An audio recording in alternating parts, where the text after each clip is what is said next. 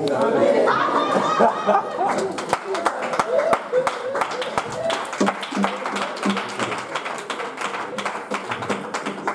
ne sais pas si... Lumière, fermez la lumière. Pardon? À la lumière, on ne voit pas très bien. Bon, c'est mieux? Bon, bon, je ne savais pas qu'il portait des lunettes. Mais bon, voilà. Et ça, c'est le pasteur là-bas. Prochaine slide. Ça, c'est le baptême qui s'est fait au nom de Jésus pour le pardon des péchés. Et nous rendons grâce à Dieu pour cela. Continue. Je pense qu'il y avait 9 photos à peu près comme ça. Oui. Alléluia. Gloire au nom de Jésus.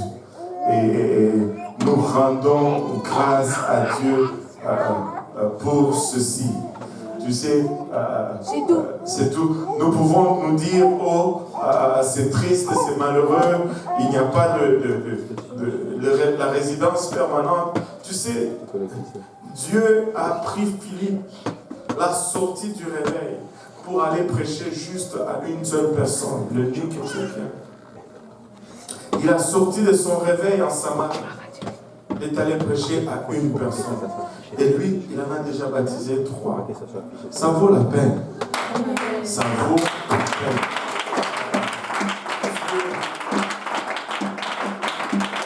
Dieu est toujours au contrôle.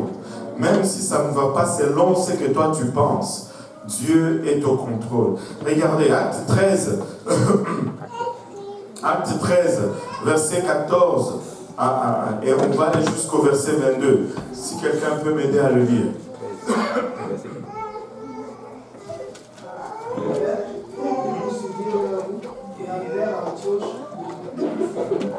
Étant entré dans la synagogue au jour du sabbat, il s'assied.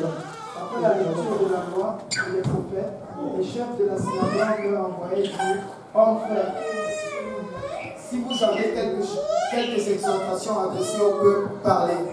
Paul se leva, ayant fait signe de la main, il dit: Hommes israélites, vous qui craignez Dieu, écoutez. Le Dieu de ce peuple d'Israël a choisi nos pères. Il a mis ce peuple en honneur pendant son séjour au pays d'Égypte. Et il en fit sortir par son bras puissant. Il est nourri près de 40 ans dans le désert. Et ayant détruit 7 nations au pays de Canaan, il leur en accorda le territoire comme propriété.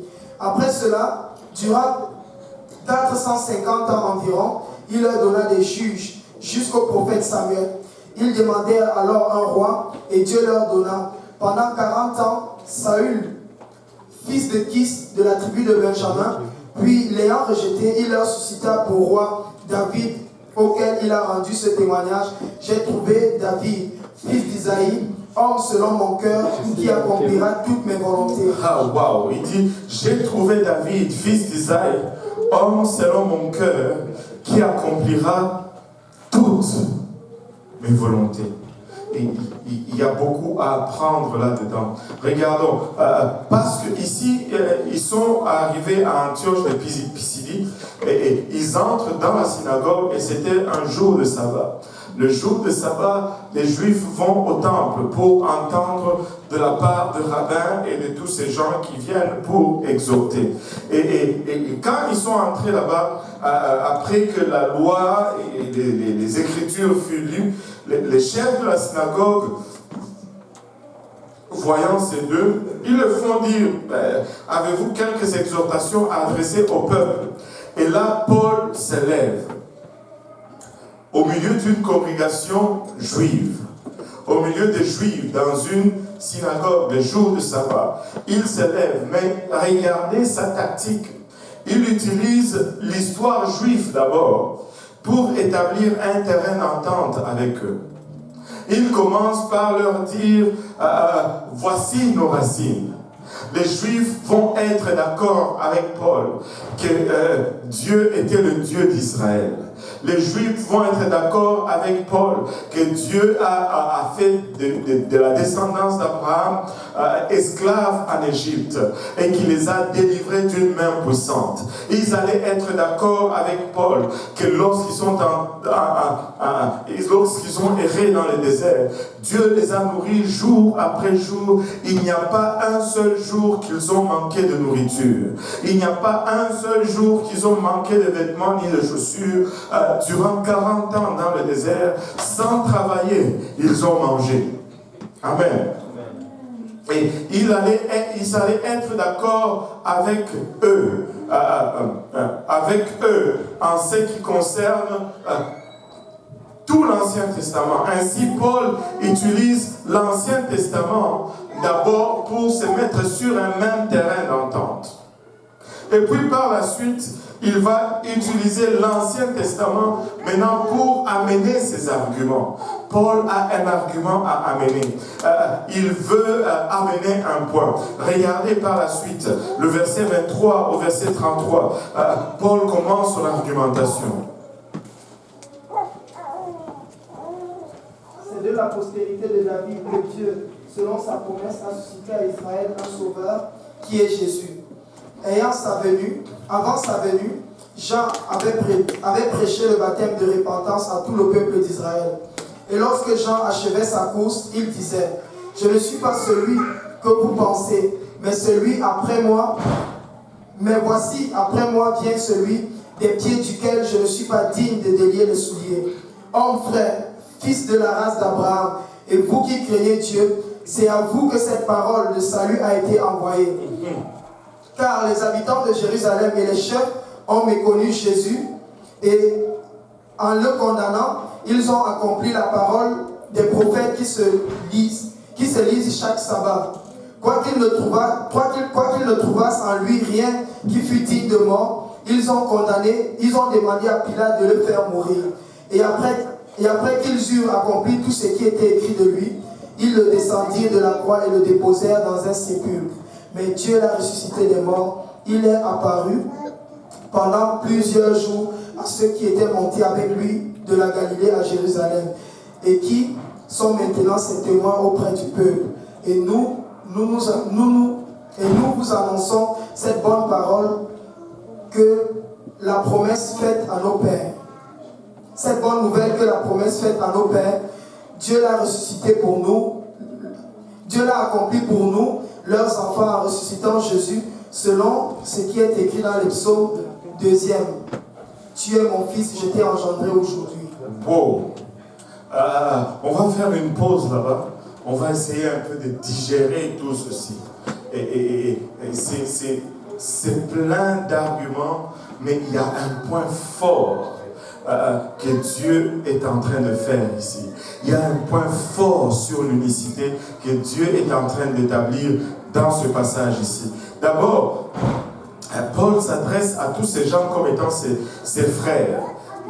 Et il parle d'Israël et il dit, il introduit par David, il dit, Dieu dit, j'ai trouvé David, fils d'Isaïe, homme selon mon cœur, qui accomplira toutes mes volontés. En d'autres termes, c'est par David que je vais accomplir ce que j'ai promis à ce peuple. C'est par David que ma volonté suprême va être accomplie.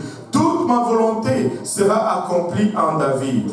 Et là, Paul commence maintenant à appuyer d'abord son argument. Il a trouvé un terrain d'entente. Maintenant, il commence à appuyer son argument d'abord par l'Ancien Testament. Et jusqu'à présent, l'Église n'a pas de Nouveau Testament.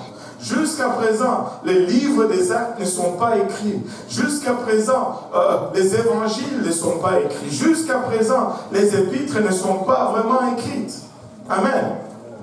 Donc, il n'a pas le Nouveau Testament. Il n'a que l'Ancien Testament pour faire toutes ces démonstrations. Et là, il commence, il dit, c'est la postérité de David. C'est de la postérité de David que Dieu, selon sa promesse, a suscité à Israël un sauveur qui est Jésus. Jésus est descendu d'Israël comme Dieu l'avait promis. Et écoute, jusqu'aujourd'hui, le peuple juif va renier la divinité de Christ, va renier que Jésus soit le Messie.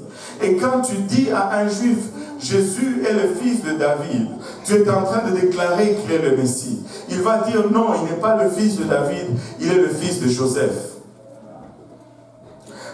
Quand tu dis à un juif, Jésus ben Daoudi, il va dire non, Jésus ben Joseph. Parce que quand tu dis fils de David, tu es en train de faire de ce Jésus le Messie d'Israël. Tu es en train de faire de ce Jésus la promesse de l'Ancien Testament. Ils étaient conscients de cette promesse. Ils savaient que la racine allait venir de David, le Sauveur allait venir de David. Mais lorsqu'on leur a dit cela, ils étaient dans l'abnégation. Il dit, avant sa venue, avant même qu'il ne vienne, Jean-Baptiste avait prêché le baptême de repentance à tout le peuple d'Israël. Et lorsque Jean a achevé sa course, il disait, je ne suis pas celui que vous pensez. Parce qu'à ce temps-là, vous savez, quand quelqu'un meurt, c'est comme si il devient bon subitement. C'est Jean-Baptiste qu'ils ont combattu, a commencé à être la référence parce que Jésus était maintenant là. Et Paul les ramène à Jean-Baptiste. C'est Jean-Baptiste qui est venu avant Jésus. Mais lorsqu'il est venu, il est arrivé à sa fin. Il a dit quelque chose que vous devez vous rappeler. Il a dit, je ne suis pas celui que vous pensez. Parce qu'ils sont allés demander à Jean-Baptiste, es-tu celui qui devait venir? Es-tu le Messie? Il a dit, non, je ne suis pas le Messie. Il a dit, mais voici, après moi, vient celui des pieds duquel je ne suis pas digne de délier le soulier. Il dit, il vient celui-là. Quand il viendra, je ne suis même la tâche la plus basse dans la culture. Je ne suis pas qualifié pour le faire pour lui. C'est-à-dire que je suis plus qu'un esclave. Je suis rien devant lui. Il dit, et Paul continue en disant, oh mon frère, fils de la race d'Abraham, et vous qui craignez Dieu, c'est à vous que cette parole de salut a été envoyée. Jésus est venu vers les Juifs, car les habitants de Jérusalem et leurs chefs ont méconnu Jésus, et en le condamnant, ils ont accompli les paroles des prophètes qui se lisent chaque sabbat. Chaque sabbat, ils se réunissent dans les synagogues. Chaque sabbat, ils lisent ces lignes une après l'autre. Comment le précurseur va venir. Il va être la voix de celui qui crie dans le désert. Chaque sabbat, ils le lisent. Mais quand il est finalement venu, ils ne l'ont pas reconnu. Quelle tristesse! Quoi qu'il se trouvasse en lui, rien qui fût digne de mort, ils ont demandé à Pilate de le faire mourir. Et après qu'ils eurent accompli tout ce qui est écrit de lui, ils le descendirent de la croix et le déposèrent dans un sépulcre. Et quand Paul dit cela, il est en train de dire que tout morceau de prophétie a été accompli dans la mort de Jésus-Christ. Écoutez, il y a des prophéties qui sont juste époustouflantes quand tu les considères. Et il est écrit de lui dans les psaumes, je suis là, il me dépouille de tous mes vêtements, il compte mes côtes, il se partage mes vêtements et il tire au sort mon manteau. Et tout cela est arrivé mot à mot. Écoutez, aucun de ces os ne sera brisé. Cela m'a toujours impressionné. Aucun de ces os ne sera brisé. Et nous pouvons avoir des gens ici qui n'ont jamais eu de fracture, qui n'a jamais été fracturé dans sa vie. Bon, mais cela ne fait pas de vous des Jésus. Cela ne fait pas de vous des Christ. Mais c'était particulier, cette prophétie. Moi, je trouve que c'est une de celles qui s'est accomplie de façon magnifique. La Bible nous dit que, pas plutôt la Bible, mais la tradition nous dit que les Romains avaient comme coutume de briser le tibia de tout crucifié. Et cela avait deux raisons. Première raison, c'était de vérifier si le crucifié était mort. S'il n'était pas mort, il allait réagir. On te brise le tibia, ben, tu réagis. Amen. Vous ne croyez pas? On peut l'essayer. Et deuxième raison, c'est que si le crucifié n'est pas mort, cela accélérait sa mort. Parce que là, il n'avait plus de soutien sur les jambes. Et vu qu'il était accroché au bras étendu, tout le poids de son corps s'affaissait et il n'était soutenu que par ses bras. C'est qu'il y avait comme résultat de presser sa cage thoracique. Et quand ça presse sa cage thoracique, ça diminue sa capacité de respiration et ça accélère sa mort, en fait. Mais ils sont venus et ils ont brisé les jambes de l'un et de l'autre. Et ils ont regardé, ils ont dit, lui, ben, il est mort. Ils ont juste mis une lance dans ses côtes et boum, une autre prophétie accomplie. Aucun de ces os n'a été brisé. La tradition a été ignorée ce jour-là, afin que la prophétie puisse être accomplie. Mais on lui perce les côtes, et puis pouf, de là sort l'eau et le sang. Et nous savons tous ce que ça signifie. L'Église est sortie de ses côtes. Son épouse est sortie de ses côtes. Tout comme Dieu avait ouvert les côtes d'Adam et en a fait une épouse. Mais le premier Adam a échoué avec son épouse. Le deuxième Adam dit, moi je veux réussir. Et on lui ouvre les côtes et de là sort son épouse qui est l'Église. C'est pourquoi Jacques, je pense que c'est Jacques ou Jean qui nous dit, il est venu, je pense que c'est Jean, il est venu avec le sang et l'eau. Et tu dois avoir le sang et tu dois avoir l'eau. C'est par le sang et l'eau que tu deviens l'épouse de Christ. L'eau, c'est les eaux du baptême. Et le sang ne vient que lorsque on invoque le nom de Jésus-Christ.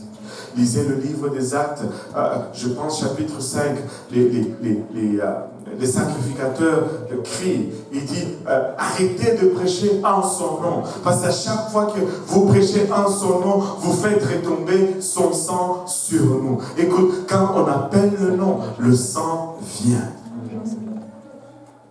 Le sang vient. Et l'épouse de Christ est née ce jour-là de ses côtes. Alléluia. Et la tradition. Et Paul utilise toutes ces choses pour leur démontrer et leur dire, voyez, c'est écrit dans vos écrits, c'est écrit dans vos livres. Mais c'est lui, c'est Jésus. Quoi qu'il ne trouvasse en lui rien, ils l'ont tué quand même. Ils l'ont descendu dans le sépulcre. Alléluia. J'aime le verset 30. Le verset 30 commence par « mais ». Tu sais, il y a des « mais » qui introduisent quelque chose de négatif. Mais celui-ci, c'était un « mais » qui amène un sourire au visage.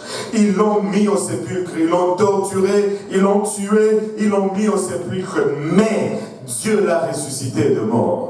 Dieu l'a ressuscité de mort. Il est apparu pendant plusieurs jours à ceux qui étaient montés avec lui de la Galilée à Jérusalem et qui sont maintenant ses témoins auprès du peuple. Et regardez la suite. Et nous vous annonçons cette bonne nouvelle que la promesse faite à nos pères, Dieu l'a accomplie pour nous, leurs enfants. Dieu n'a pas failli dans ses promesses. Il a dit aux enfants d'Israël que cette promesse allait être accomplie pour eux et il l'a accomplie pour eux. Amen. Et en ressuscitant Jésus, c'est long qu'il est écrit dans le psaume 2e. Tu es mon fils, je t'ai engendré aujourd'hui. Très souvent, quand on regarde ce passage, on dit tu es mon fils, je t'ai engendré aujourd'hui. On voit l'incarnation de Jésus. On parle de sa naissance virginale. Mais il n'est jamais question de cela. Il parle de la tombe. Tu es mon fils, je t'ai engendré aujourd'hui. Parle de la résurrection et non de la naissance de Jésus-Christ. Parce que quand on regarde le psaume 2, Il dit, je publierai, le psaume 2, verset 7, il dit, je publierai le décret, l'Éternel m'a dit, tu es mon fils, je t'ai engendré aujourd'hui. C'est ce jour, cet engendrement, ce n'est pas la naissance ou la conception de Jésus dans le ventre de Marie. Amen. Il parle d'une tombe vierge. Ce n'est pas seulement le sein qui était vierge, c'est la tombe même où était enterré Jésus-Christ était vierge. Elle n'a jamais été utilisée. Amen. Regardez, pourquoi est-ce que je peux dire ceci avec assurance? Première référence, Apocalypse 1,5. Il nous dit, et de la... quelqu'un peut le lire.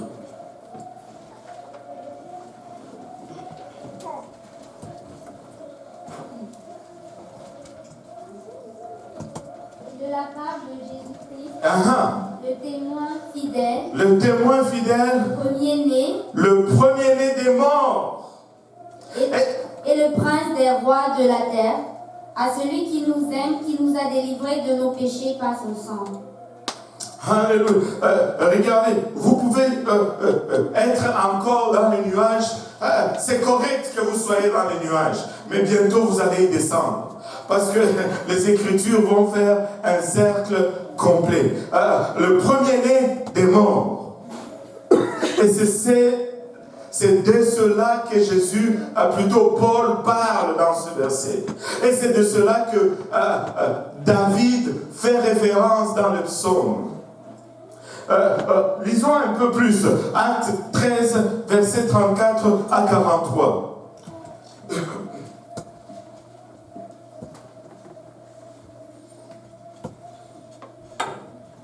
Il l'a ressuscité des morts, de telle sorte qu'il ne retournera pas à la corruption. C'est ce qu'il a déclaré en disant, je vous donnerai les grâces saintes promises à David, ces grâces qui sont assurées. C'est pourquoi il dit encore ailleurs, tu ne permettras pas que ton sang voie la corruption.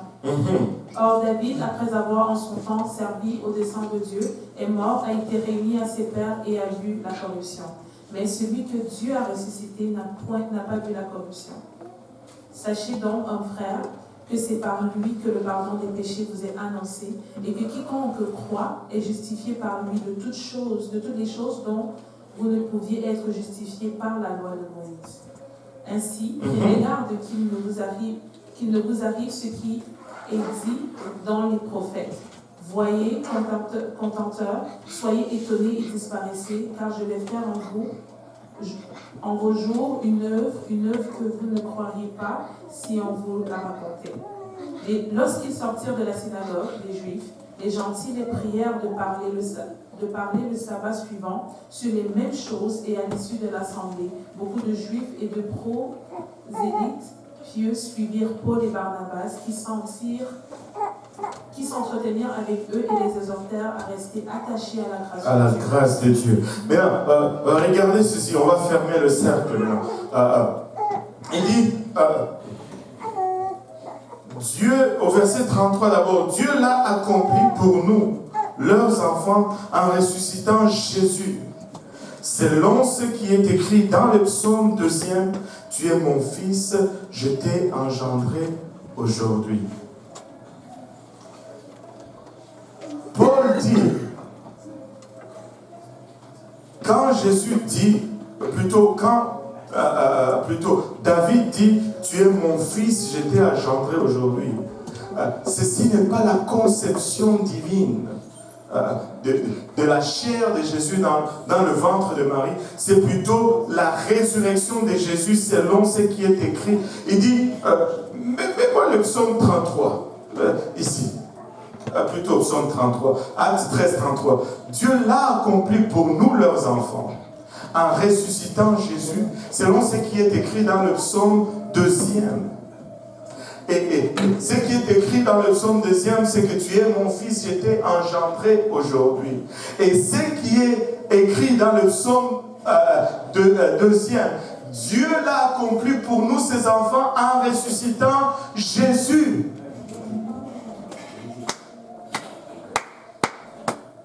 En ressuscitant Jésus.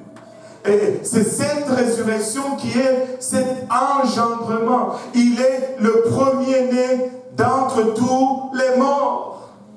Et là, on n'est plus seulement dans le sein qui est vierge, mais la tombe aussi était vierge. Pour qu'il soit vraiment premier en toutes choses. Oui. Tu voulais poser une question? N'aie pas peur de la poser. J'ai vu et puis bon, c'est correct? Oui. Alléluia. Dieu l'a accompli pour nous, leur enfant, en ressuscitant Jésus. Comment il a ressuscité selon ce qui est écrit, ou bien selon cette déclaration qui dit « Tu es mon fils, je t'ai engendré aujourd'hui ». Il ne parle même pas de la vie. Tu sais, les trinitaires vont dire bah, Jésus était là bien avant parce qu'il dit « Tu es mon fils, je t'ai engendré aujourd'hui ». Ce n'est même pas de ça qu'il parle.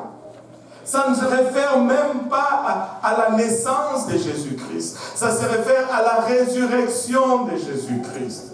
Ça n'a rien à voir avec sa naissance. Quand je l'ai vu, j'ai dansé un peu. J'ai dit, oh, cette parole est extraordinaire. Cette parole est vraiment extraordinaire. Ce jour-là, j'étais engendré non pas d'un sein ou d'un ventre vierge, mais plutôt d'une tombe vierge. Et Jésus est né d'une tombe vierge. Et il est devenu ainsi le premier-né d'entre tous les morts. Et il est au-dessus de toutes choses. Écoutez, maintenant, Paul entre ici, plutôt après son discours, et au verset 34, je vais le reprendre là, qu'il est ressuscité de mort de telle sorte qu'il ne retournera pas à la corruption. C'est ce qu'il a déclaré en disant, je vous donnerai les grâces saintes promises à David, ces grâces qui sont assurées. C'est pourquoi il dit encore ailleurs, tu ne permettras pas que ton sein voie la corruption. Il lit tout cela dans le même package. Il lit la promesse de la résurrection au fait d'être engendré. Il lit la promesse de l'incorruptibilité au fait d'être engendré. Or, David, après avoir en son temps servi au dessein de Dieu, est mort et a été réuni à ses pairs et a vu la corruption. Mais celui que Dieu a ressuscité n'a pas vu la corruption. Sachez donc, hommes, frères, que c'est par lui que le pardon des péchés vous est annoncé. Écoutez, pourquoi il a dit tout ceci? C'est pour nous amener tout simplement au pardon des péchés. Pourquoi il a fait tous ces discours? C'est pour nous amener tout simplement à l'évangile. Pourquoi il est retourné d'Abraham, la captivité et tout cela, c'est pour nous amener au plan du salut. Paul avait compris une chose, qu'il était là pour prêcher l'évangile et rien d'autre. Paul n'était pas là pour prêcher la puissance, Paul était là pour prêcher l'évangile. Et partout où il est allé, je vous mets au défi. Regardez, étudiez le livre des Actes. Partout où les apôtres allaient, ils prêchaient l'évangile. Ils ne prêchaient jamais les miracles, ils prêchaient l'évangile. Et écoutez, l'évangile, c'est la seule chose qui fonctionne. L'évangile, c'est la seule chose qui fonctionne. Et il y a la puissance dans l'évangile. Les miracles accompagnaient les apôtres quand les apôtres prêchaient l'évangile. Oh Seigneur, aide-nous ceci. Et quiconque croit est justifié par lui de toutes, que tout le monde dise toutes les choses dont vous ne pouviez être justifiés par la loi de Moïse. Toutes. Dans la loi de Moïse, si tu tuais quelqu'un, on t'attrapait hors de la ville de refuge, on te tuait. La loi de Moïse ne pouvait pas te justifier de cela. Mais lui, il te justifie de toutes. Ainsi, prenez garde qu'il ne vous arrive ce qui est dit dans les prophètes. Là, il commence à les avertir. Il dit, vous les Juifs, premièrement, Jésus est venu à Jérusalem. Vous ne l'avez pas reconnu. Maintenant, nous avons été dispersés de Jérusalem. Nous sommes aujourd'hui ici à Antioche. Nous sommes dans le synagogue et nous sommes en train de prêcher aux Juifs. Voilà ce qui est arrivé. Mais prenez garde maintenant. Prenez garde. Vous pouvez avoir le pardon de Dieu. Il est en train de leur dire ceci. Vous pouvez avoir plus que la loi avec Jésus-Christ aujourd'hui. Vous vous accrochez à la loi. Mais maintenant, je suis en train de vous montrer que vous pouvez avoir plus. Mais faites attention. Faites attention. Il dit, prenez garde qu'il ne vous arrive ce qui est dit dans les prophètes. Voyez, contenteurs, soyez étonnés et disparaissez. Vous venez, vous regardez le merveille de Dieu, vous dites waouh, et puis demain, vous n'êtes pas là.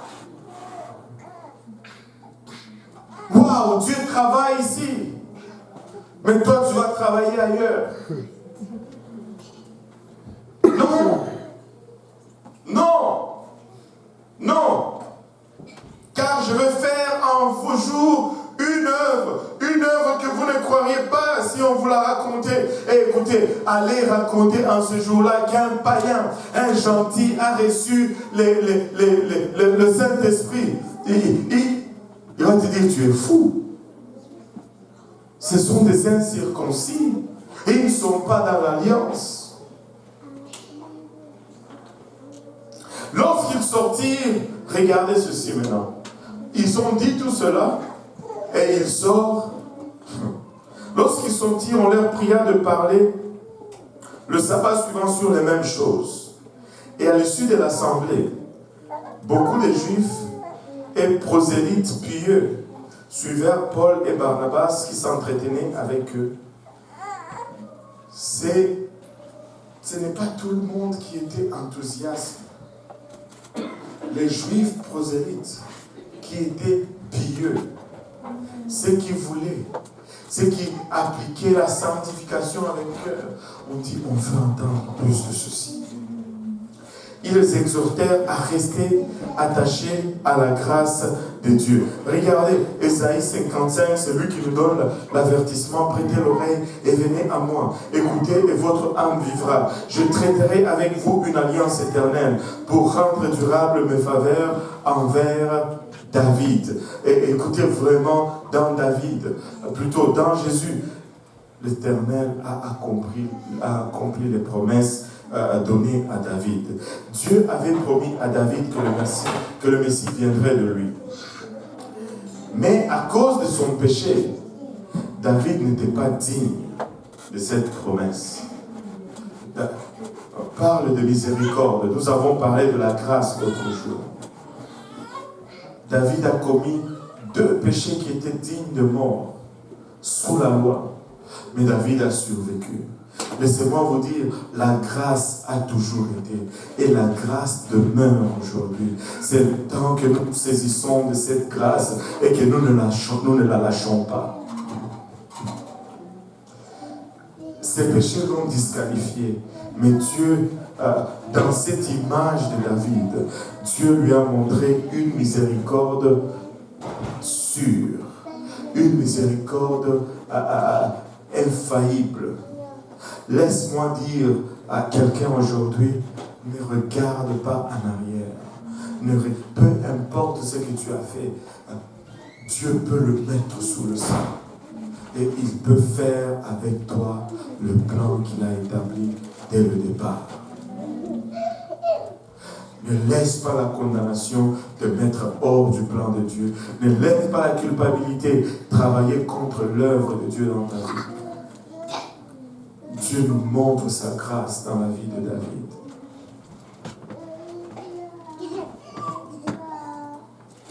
Ainsi, quand David crie dans le psaume 16, verset 10, il dit « Car tu ne livreras pas mon âme au séjour de mort, tu ne permettras pas que ton bien-aimé voie la corruption. » Il est en train de dire « Seigneur, ta grâce va être suffisante et tes promesses vont vivre à travers moi malgré mes imperfections. » Oui, nous savons que ça s'applique à Jésus.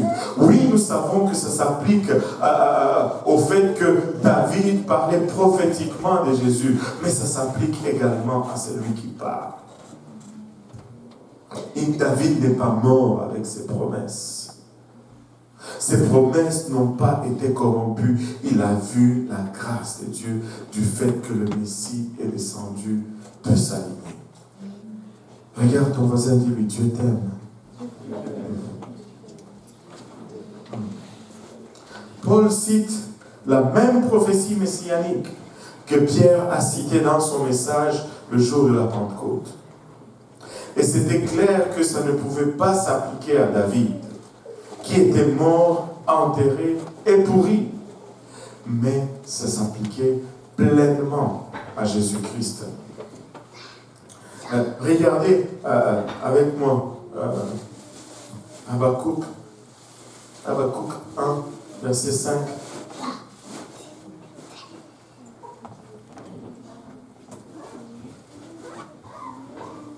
Qui peut le lire pour nous?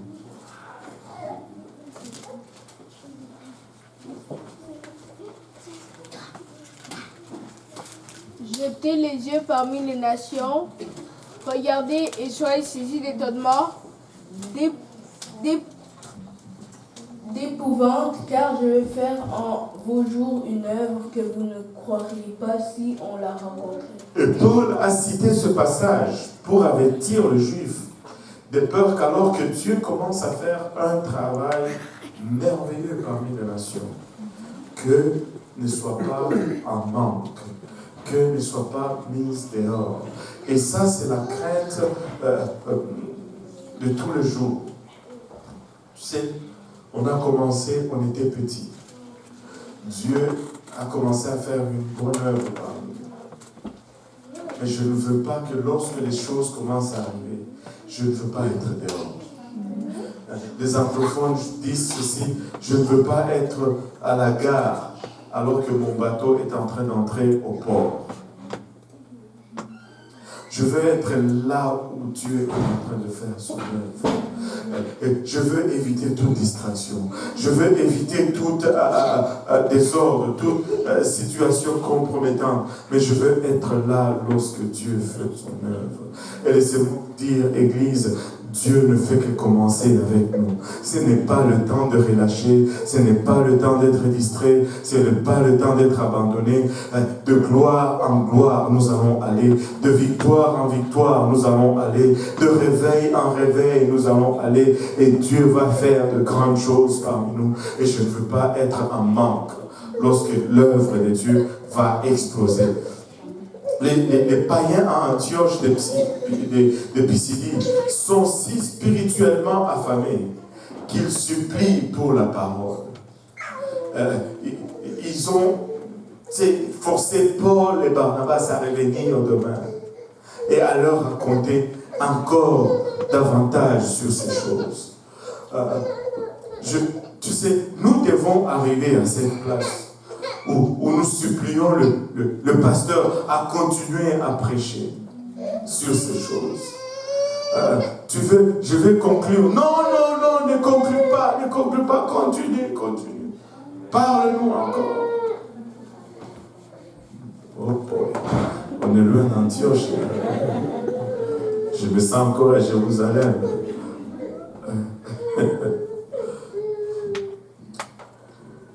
On va lire 44 à 52, Acte 13. Le sabbat suivant, presque toute la ville se rassembla pour entendre la parole de Dieu. Les Juifs, voyant la foule, furent remplis de jalousie. Et ils s'opposaient à ce que disait Paul, en le contredisant et en l'injuriant. Wow, c'est presque la même chose qui arrive même de nos jours. Paul et Barnabas leur dirent avec assurance, c'est à vous premièrement que la parole de Dieu devait être annoncée, mais puisque vous la repoussez et que vous jugez vous-même indigne de la vie éternelle, voici, nous nous tournons vers les païens. Car ainsi nous l'a ordonné le Seigneur. J'étais établi pour être la lumière des nations, pour porter le salut jusqu'aux extrémités de la terre. Les païens se réjouissaient en entendant cela, ils glorifiaient la parole du Seigneur, et tous ceux qui étaient destinés à la vie éternelle crurent.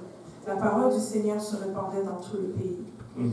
Mais les Juifs excitèrent les femmes dévotes de distinction et les principaux de la ville. Ils provoquèrent une persécution contre Paul et Barnabas, et ils les chassèrent de leur territoire.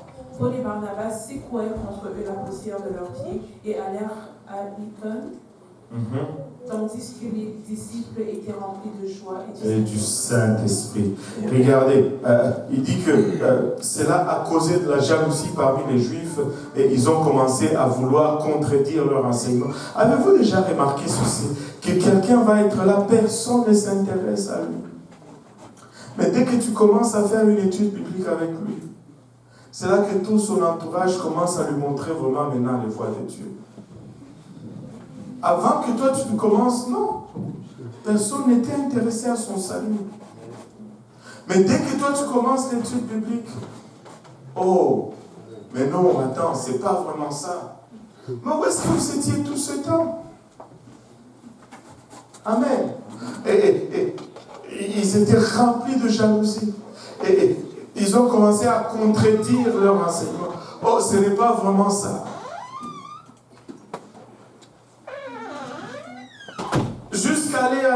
Jusqu'à les injurier.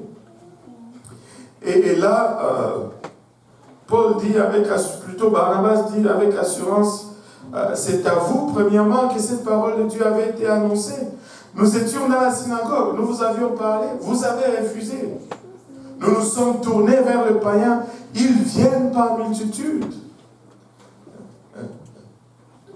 Nous ne faisons que faire ce que la parole de Dieu nous a commandé. Et la Bible nous dit que la parole du Seigneur s'est répandue dans tous les pays. Malgré l'opposition des Juifs, cette parole s'est répandue dans tous les pays. Vous savez, des fois, l'opposition, ce n'est que la force motrice qui propulse l'Église. Un prédicateur nous l'a montré comme suite. Il faut savoir utiliser plutôt l'opposition, la persécution. J'ai besoin d'un exemple, un échantillon.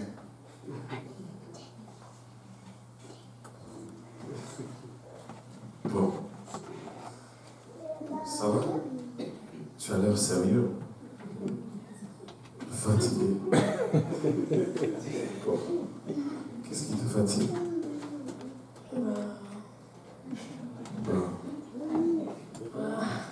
Je ne sais pas. Je ne sais pas pourquoi il est fatigué. Il est fatigué. Mais non, mettons, ça c'est toi, l'Église. Et tu essayes d'aller de ce côté. Amen. Viens. Maintenant, l'opposition te repousse. L'opposition te repousse. Bon, je vais changer ça.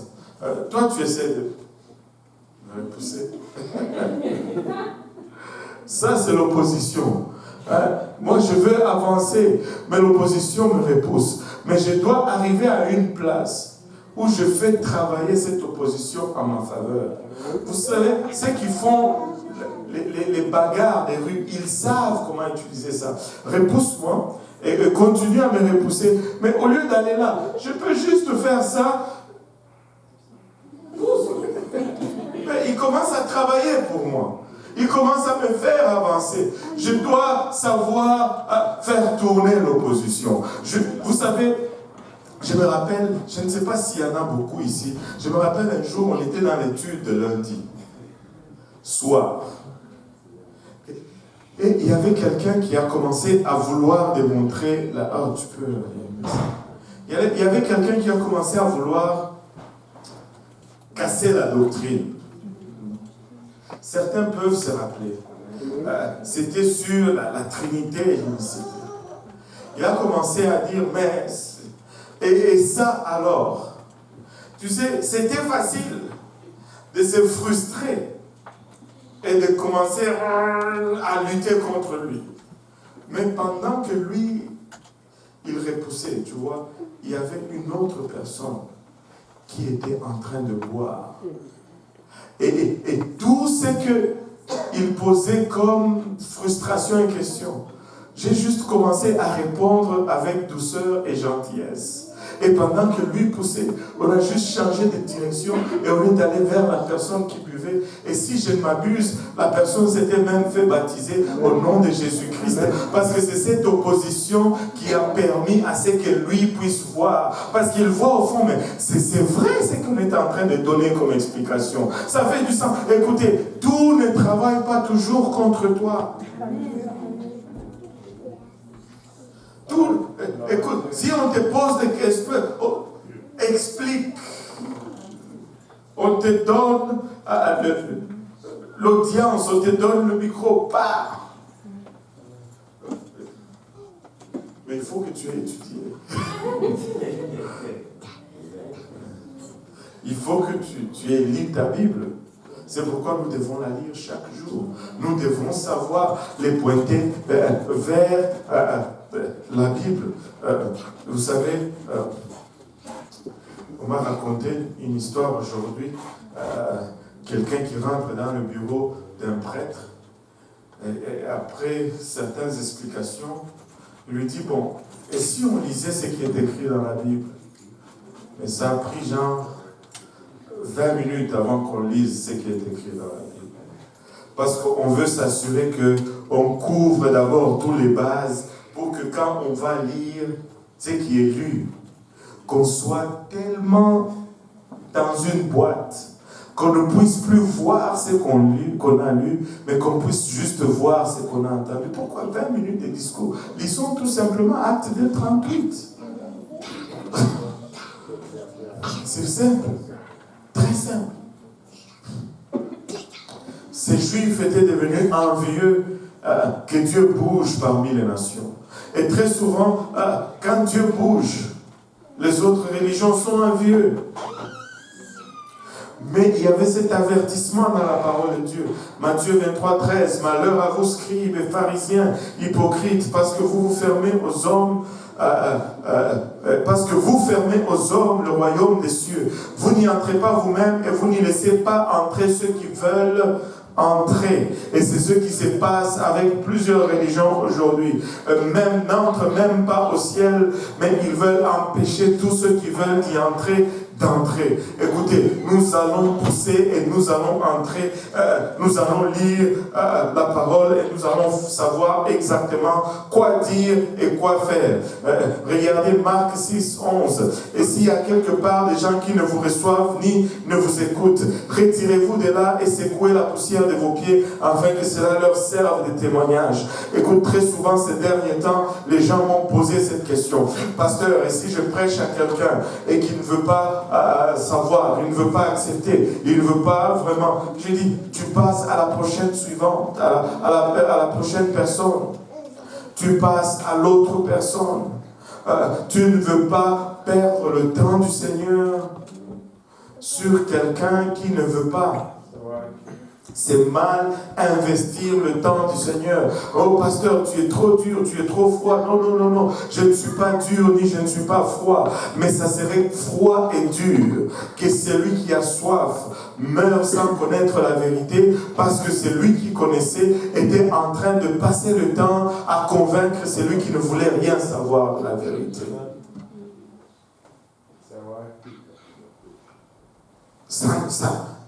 Ça ne ferait aucun sens. Avec tout l'amour de Dieu, nous allons essayer d'atteindre tout le monde. Mais ceux qui vont rejeter, nous ne pouvons pas les forcer. Dieu lui-même n'a forcé personne. Dieu lui-même n'a forcé personne. À part peut-être mes enfants qui sont ici par force. Je blague. Dieu ne force personne. Amen. Dieu ne force personne. Mais moi, si tu es chez moi, tu vas à l'église. Si c'est moi le chef de la famille, tu vas à l'église. Yo.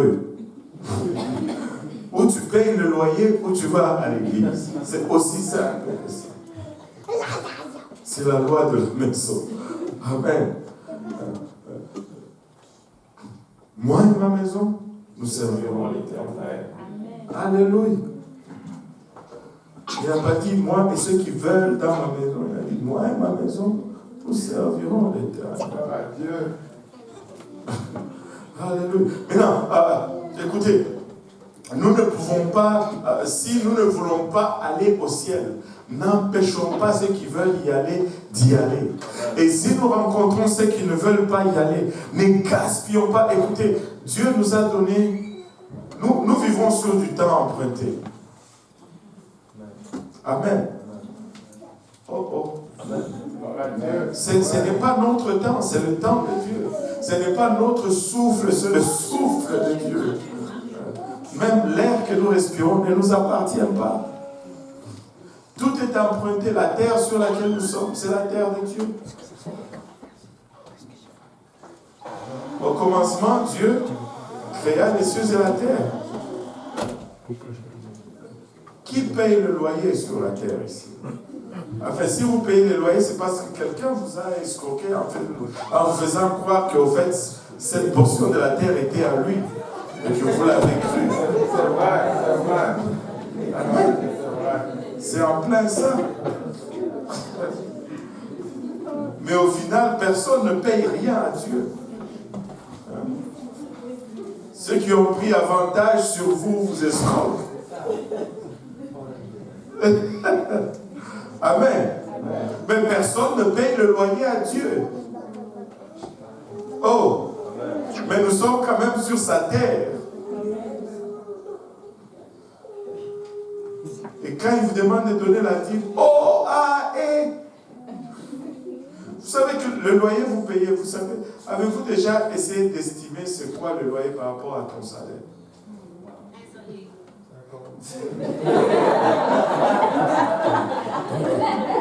On a dit combien? Le loyer, c'est désolé.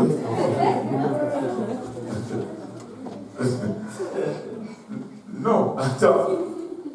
Vous savez, en principe, c'est souvent plus que cela. Mais selon le standard du Canada, pour que tu mènes une vie confortable, il faut que ton loyer soit 25% de ton salaire. 25%. Oui, très souvent, nous payons plus que 25% parce que nous ne faisons pas beaucoup d'argent. Mais ils disent que tu devrais, selon les calculs du Canada, ça devrait être 25% de ton salaire, c'est ton loyer. Si tu payes plus que ça, c'est-à-dire que tu coupes dans certaines choses et tu commences à descendre dans l'échelle de pauvreté, au fait. Oui, c'est ça. Si ton loyer c'est $500, tu devrais faire $2000 par mois. 500. Si ton loyer c'est $500 par mois, tu devrais avoir $2000 par mois de revenus.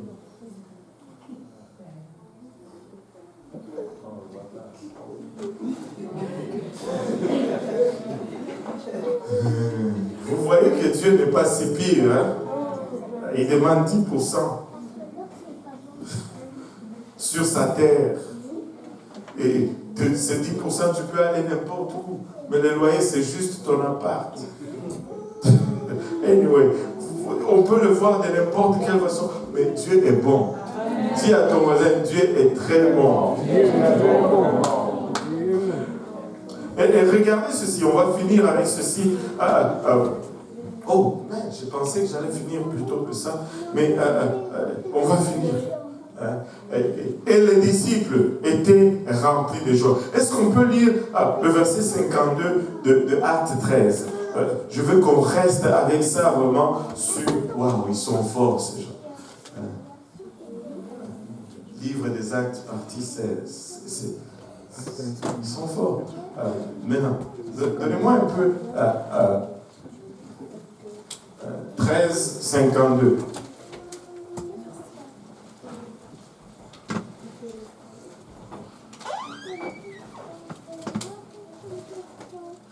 Et je viens juste de vous vanter. Ne lâchez pas maintenant. Hein? Alléluia. Moi, j'aime notre écran. Alléluia. C'est rien, mais bon. Moi, j'aime.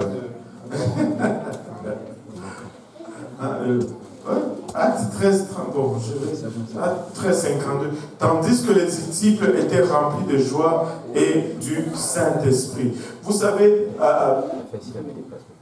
en face de la persécution, il y avait la joie. L'opposition était même intense jusqu'à ce qu'ils ont quitté la ville. Mais même s'ils ont été chassés de la ville, il y avait quand même de la joie face à l'opposition. Vous savez, même s'il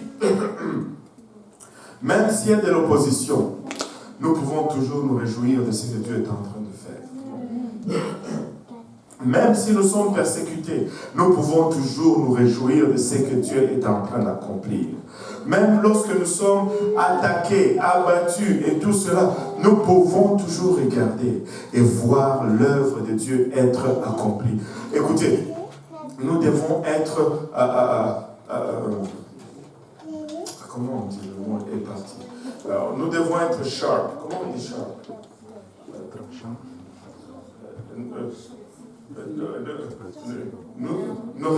Nos réflexes doivent être aiguisés. Voilà. Afin que nous, dans toutes circonstances, nous puissions toujours regarder à ce que Dieu est en train de faire. Dans toutes circonstances, et très souvent, si vous portez attention, plus il y a de l'opposition, plus Dieu est en train de faire.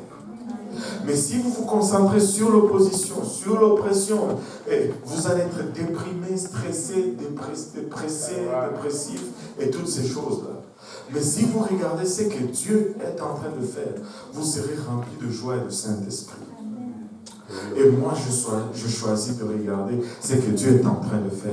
Et Dieu est en train de faire de grandes choses parmi nous. Il est en train de sauver, il est en train de transformer. Et est-ce qu'il y a des crises? Oui, il y a des crises. Laissez-moi vous dire, partout où tu vas prêcher la parole de Dieu, tu vas provoquer une crise.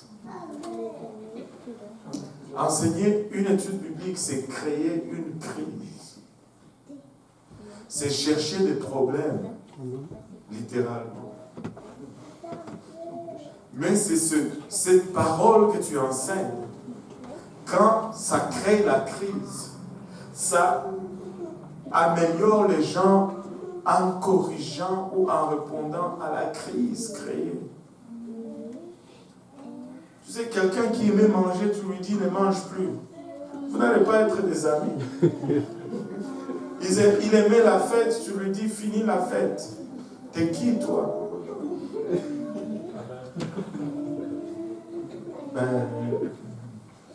Juste le pasteur. Et tu crées des crises. Et la parole de Dieu répare ces crises. Mais dans la réparation de ces crises, il y a l'édification, il y a l'élévation, il y a la sanctification et il y a la réception de la promesse de Dieu. Oh, alléluia. On ne regarde plus à ce monde corrompu, mais on commence à regarder à la promesse de Dieu.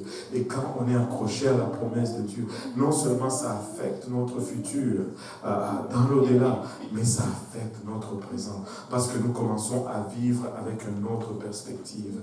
Nous ne regardons pas comme ça, mais nous regardons comme ça. Et ce qui était lourd n'est plus lourd. Ce qui était critique n'est plus critique. Ce qui était mortel n'est plus mortel, parce que nous avons connu l'immortalité. Et nous savons que nous sommes en route vers une destinée. Avant, quand j'avais juste une jupe et une blouse, c'était une crise. Mais maintenant, gloire à Dieu, je suis vêtu de sainteté. Non? Les sœurs ne sont pas avec moi là-dessus. Elles me lâchent subitement.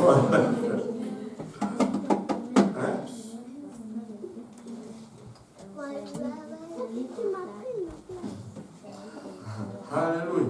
Amen. C'est très simple. Je ne regarde plus les choses de la même façon.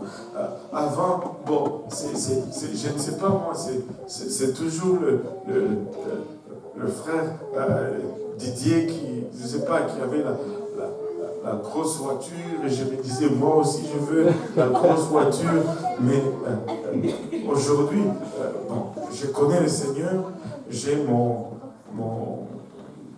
BMW, c'est correct. Bass Metro Walk. J'ai ma passe. Je me réjouis quand même. Alléluia. Et j'ai mangé aujourd'hui, gloire à Dieu. Je n'ai pas mangé demain. Bon, je vais juste dire que j'ai jeûné. Et c'est correct. Ça devient positif, ce n'est plus négatif. Avec Dieu, tout concourt au bien. Tout concourt au bien. Écoutez, de connaître Dieu, ça change de perspective. Ça change. C'est les choses qui étaient comme wow, deviennent juste. Bon, on le regarde comme de la boue. On le regarde comme de la boue. Parce que nos objectifs sont autres. Maintenant, avant, c'était comme à l'école, je devais avoir la meilleure note, plus que tout le monde. Et je ne dis pas qu'il ne faut pas avoir la meilleure note. Des gens qui voulaient déjà sauter sur cela pour se justifier. Non, c'est pas ça que je veux dire. Écoutez la fin de ce que je suis en train de dire. Avant, quand quelqu'un avait une meilleure note que moi, c'était comme comment ils ont fait. Mais là, je suis chrétien. Si tu as besoin d'explication, je t'explique. Ça se fait comme ça.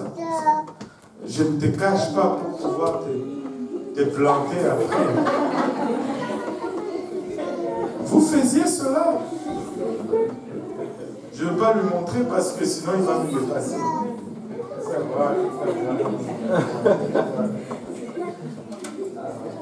Ah oui, je sais, parce que moi aussi j'étais là.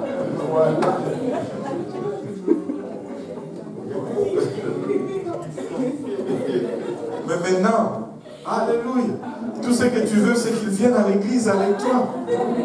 Tu veux même lui expliquer parce que tu veux glisser l'étude biblique après.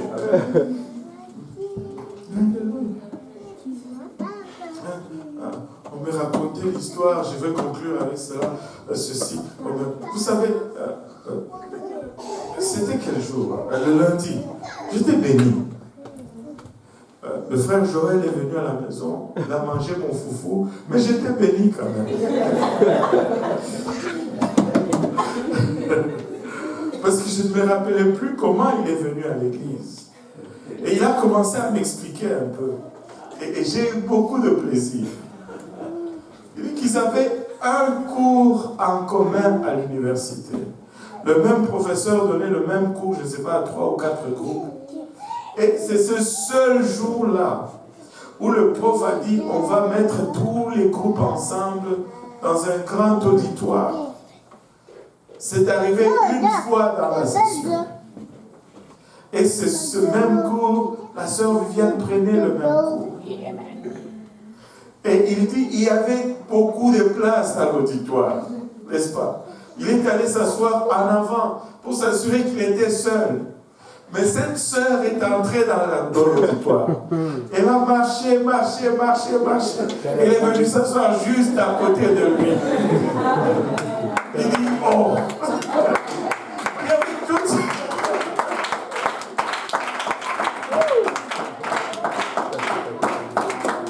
Avec toutes ces places qu'il y a, en plus ici au Canada. Quand quelqu'un, avez-vous remarqué, quand quelqu'un est assis, même des fois dans le rame de métro, il va y avoir une place, personne ne va même vouloir venir s'asseoir. Mais là, il y avait toutes ces places, mais elle est venue là. Elle a commencé à le travailler. Elle avait une mission. Elle peut pouvoir penser comme pour Gauthier, qu'il était là pour avoir un gros diplôme affiché dans sa maison, dans son salon, que lorsque tout le monde va entrer, va voir diplômé de l'université. Non, Dieu l'a envoyé là-bas pour ce type, afin qu'il puisse traduire pour nous.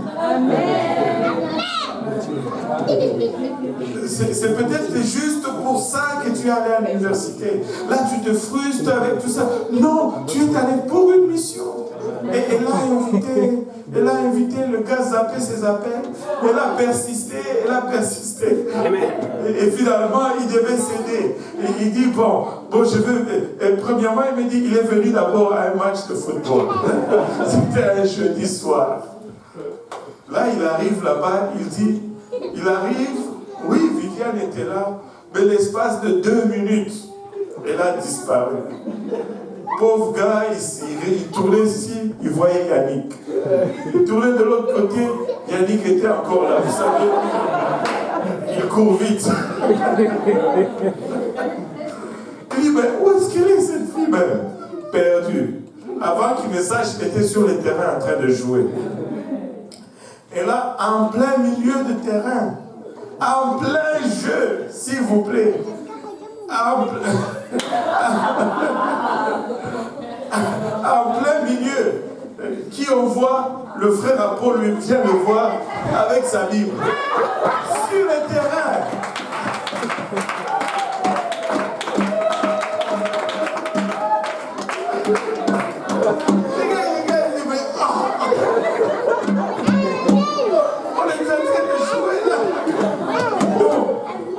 As-tu déjà oublié en plein match. On n'attend même pas que le match finisse. Et je n'ai rien ajouté. Je n'ai pas embelli l'histoire. C'est vraiment comme ça. Et là, il s'est dit, oh, mais il lit, il voit quand même qu'il y a quelque chose qui fait du sens, mais il ne comprend pas. Mais oh, ne montre pas d'intérêt avec ses potes. Dès que tu montres un peu d'intérêt, oh, après le tir même, mais là on sort même du match.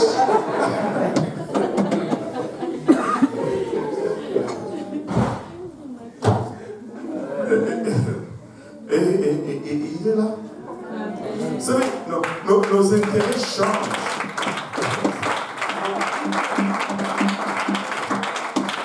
Nos priorités changent. Nous ne visons plus les mêmes choses, nous ne regardons plus les mêmes choses. Sommes-nous devenus désintéressés de la vie? Non, nous vivons juste une meilleure vie. Sommes-nous devenus ceux qui acceptent l'échec? Non, nous voulons toujours réussir. Écoutez, vous devez être les premiers dans vos cours. Vous devez réussir, vous devez faire honneur à Christ et avoir les meilleures notes. Faites vos devoirs à temps, soyez à l'heure. Pardon à vos cours, ne séchez pas vos cours et donnez un bon exemple afin qu'on puisse dire de vous, voilà, ça c'est vraiment un vrai chrétien. Jésus est en train de faire un miracle avec lui. Amen. Mais nos priorités, nous savons que Dieu vient toujours en premier.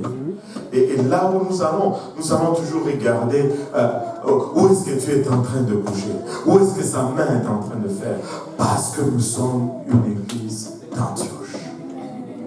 Parce que nous sommes une église qui a ses priorités à la bonne place. L'âme est notre premier gain. Vous savez, il n'y a pas une seule richesse que tu vas emporter de l'autre côté.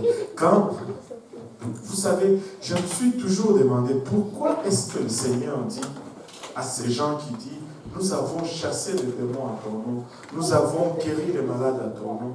Il leur dit, éloignez-vous de moi, vous qui commettez l'iniquité, je ne vous ai point connu. Pourquoi est-ce qu'il dit cela? Ils l'ont fait en son nom. C'est-à-dire que leur doctrine était quelque part correcte. Peut-être est-il que tout ce qu'ils avaient à amener devant le trône était juste des miracles. Mais que Dieu n'est pas venu pour les miracles. Dieu est venu pour les âmes. Dieu est venu pour les âmes. Je ne vois personne dans le livre qui amène ne fût-ce qu'une âme au Seigneur, que Dieu lui dit, je ne te prends comme. Pas du tout. Pas du tout. Donc nous ne courons pas après toutes ces choses, mais nous en avons après chaque âme. Nous désirons chaque âme. Nous voulons que toute âme vienne au Seigneur, que toute âme vienne à connaître qui est Dieu et quel est le prix que Dieu a payé pour eux et qu'ils ne laissent pas le prix payé juste être détérioré pour rien. Alléluia. On va se lever ensemble et je vais finir pour de vrai avant qu'on me prenne pour menteur.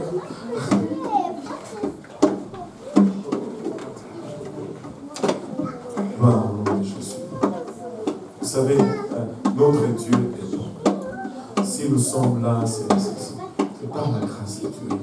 Quelqu'un a dû entendre la voix de Dieu, quelqu'un s'est mis à la disposition de Dieu pour que nous puissions être là. Mais cette chaîne ne va pas finir sur nous. Nous n'allons pas refléter l'église de Jérusalem, mais nous allons plutôt refléter l'église d'Antioche. Nous allons être une église missionnaire, nous allons être une église évangélistique, même si le mot évangélistique n'existe pas. Nous allons être cette église-là qui en a juste après les âmes. Juste voir les gens venir à l'église, ça fait notre joie. Juste voir les églises se multiplier, c'est là notre désir. Si nous pouvons prendre le temps d'élever nos voix vers le Seigneur et de lui demander vraiment de nous donner l'esprit de Barnabas et l'esprit de Paul, que les Paul s'élèvent. Alléluia, que les Barnabas les soutiennent. Alléluia, Seigneur Jésus-Christ, nous te rendons grâce, Papa, pour ton amour, pour ta bonté, pour ta miséricorde, Seigneur. Nous te prions, Éternel, que ta main, Papa, bouge réellement sur nous, Seigneur. Et que tu nous accompagnes, Papa, dans cette mission que tu nous as confiée, Seigneur. Papa, Papa, à cause de ton nom, Papa, à cause du calvaire, Seigneur Jésus-Christ, à cause des âmes, Seigneur Jésus-Christ, alléluia. Nous te supplions, Papa, de tourner un regard favorable sur nous. Que tu élèves les Paul, Papa, et que tu élèves les Barnabas, éternel. Et que nous soyons vraiment cette église comme celle d'Antioche. Papa, il a Bachata qui voulait donner aux missions, Seigneur. Mets sur nous, Papa, un cœur qui donne, Papa. Et bénis-nous, Seigneur, pour que nous puissions avoir l'habilité de donner, Seigneur Jésus-Christ. Prospère-nous à tous égards, Papa. Comble-nous de ton zèle, Seigneur Jésus-Christ, afin que nous ne puissions pas, Papa, garder notre bouche fermée, que ce soit comme les feux renfermés dans les eaux. Papa, même lorsque nous désirons nous taire, que nous ne soyons pas en mesure de nous taire, Seigneur Jésus-Christ. Nous voulons déclarer, Papa, ta grandeur. Nous voulons déclarer, Papa, il a ton salut, nous voulons proclamer ton évangile, Papa, sur cette île et au-delà. Nous voulons, Papa, porter l'étendard de ton nom, Seigneur. Oh, Rabaya Kotamana, Otaraba, Oloboyosa. Iroboyo Kotomana, Otaraba, Oloboyosa. Oh, Ribaya Kotamana, Otaraba, Oloboyosa. Alimaya Otaraba, Oloboyosa, Taraba, Koloyamasha. Alléluia Jésus, alléluia Seigneur. Alléluia Jésus, alléluia Seigneur. Papa, sonde chacun de nous ici présent et rencontre au lieu de nos besoins, Seigneur Jésus. Au nom de Jésus, au nom de Jésus, au nom de Jésus, Papa. Alléluia Seigneur, alléluia Jésus, alléluia Seigneur, alléluia Jésus. Au nom de Jésus, nous disons tous au nom de Jésus. Nous disons tous au nom de Jésus. Pouvons-nous battre nos mains pour le Seigneur.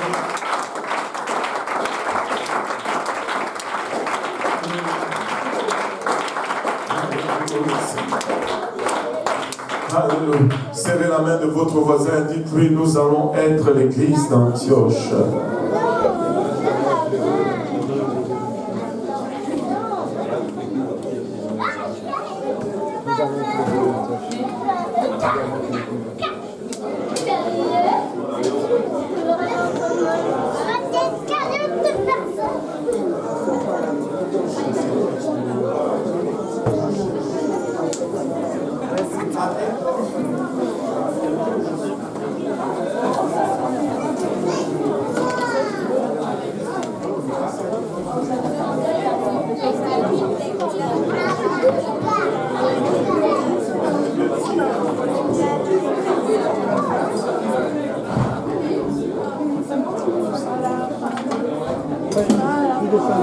Tu descends directement.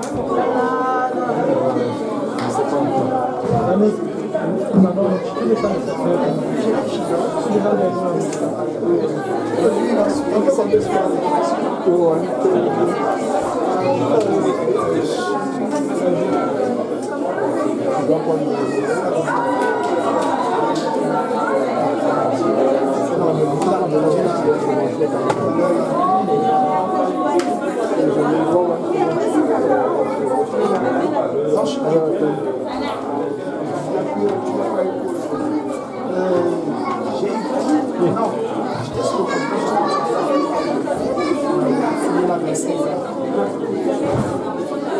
Le soir. Donc, ce que je vais faire demain, le sortir m'a dit que je devais chier tout ça.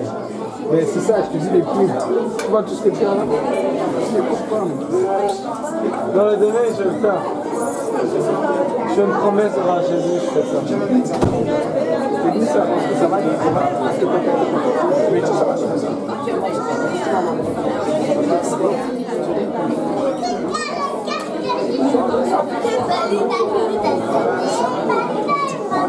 Ouais, mais je suis pas.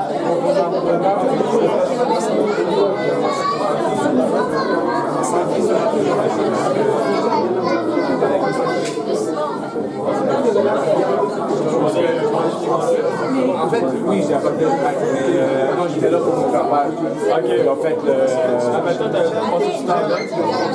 Non, non, tu es rare. Oh, c'est quoi, ça va, oui.